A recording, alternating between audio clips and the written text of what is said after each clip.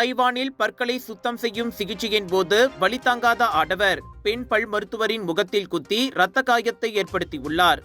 ஒரு கட்டத்தில் பொறுமையிழந்து கத்திய ஜோ எனும் அவ்வாடவர் மருத்துவரை திட்டியதோடு நாற்காலியில் இருந்து எழுந்து அவரை முகத்தில் குத்தினார். அடி வாங்கிய மருத்துவர் தப்பியோட அவரை வெளியில் சேவை முகப்பிடம் வரை துரத்தி சென்று ஜோ சரமாரியாக தாக்கினார்.